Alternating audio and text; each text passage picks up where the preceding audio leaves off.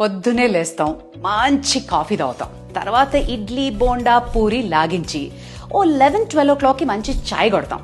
మధ్యాహ్నం heavy lunch, సాయంత్రం ఏ చాటో మిర్చి బజ్జీనో సమోసానో గ్యారంటీ.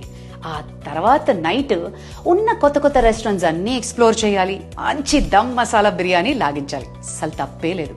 ఇదే విధంగా నువ్వు ఒక 1 year చేసావనుకో, కథం, సంపాదించిందల్లా హాస్పిటల్స్కి పెడితే సరిపోతుంది, ఏం ప్రమాదం లేదు. ఇలా చేసినట్టయితే ఆ భగవంతుడు కూడా నీ ఆరోగ్యాన్ని కాపాడలేడు.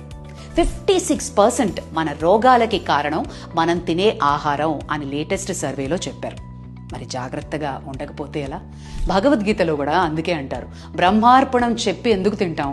మనం తినే ఆహారం మన బాడీకి ఒక డివైన్ ఫుడ్లా ఉండాలి, మన సోల్ని, మన స్పిరిట్ని ఎన్హాన్స్ చేసే విధంగా ఉండాలి.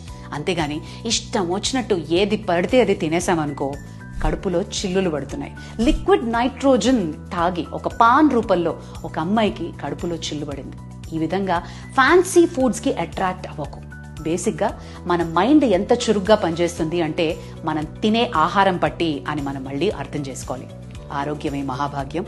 Live your life.